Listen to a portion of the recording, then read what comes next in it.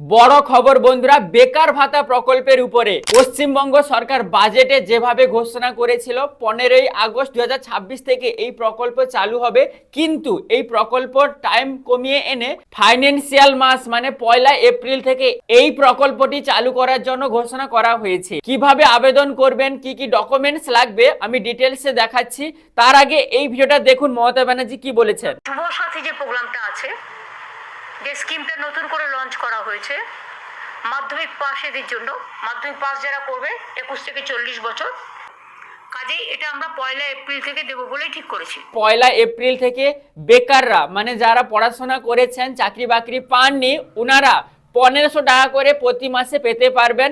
এই যুবসাথী প্রকল্প পাওয়ার জন্য কিছু শর্তাবলীও আছে। প্রথম শর্তটা হচ্ছে আপনাকে মাধ্যমিক পাস হতে হবে, তাহলে এই প্রকল্পে আপনি আবেদন করতে পারবেন। দ্বিতীয় শর্ত হচ্ছে আপনার বয়স 21 থেকে 40 বছরের মধ্যে হতে হবে। তৃতীয় শর্ত হচ্ছে যদি আপনি কোনো স্কলারশিপ পাচ্ছেন মানে ঐক্যশ্রী, মেধাশ্রী কিংবা স্বামী বিবেকানন্দ স্কলারশিপ, ওই স্কলারশিপ আপনারা পাবেন এবং ওই স্কলারশিপের সাথে এই প্রকল্পের কোনো ইফেক্ট হবে না, মানে ওই স্কলারশিপও পাবেন আবার এই প্রকল্পের টাকাও আপনারা পেতে পারবেন।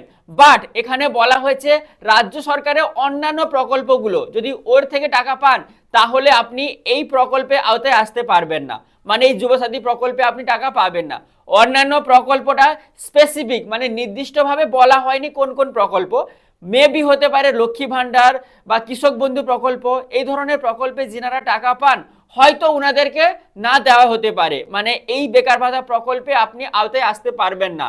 এখন সব থেকে বড় খবর হচ্ছে আপনারা এই প্রকল্পের আবেদন করতে পারবেন 15ই ফেব্রুয়ারি থেকে 26শে ফেব্রুয়ারির মধ্যে, মানে আজকে হচ্ছে 11ই ফেব্রুয়ারি, তো কিছুদিনের মধ্যে আপনারা 15 তারিখ থেকে 26 তারিখের মধ্যে আবেদন করতে পারবেন। এবং কোথায় আবেদন করবেন বলা হয়েছে, এই প্রকল্প আবেদন করার জন্য অনলাইনে কোনো সুযোগ সুবিধা নেই, আপনাকে অফলাইনে আবেদন করতে হবে, সেটাও আপনার দুয়ারে সরকার ক্যাম্পে।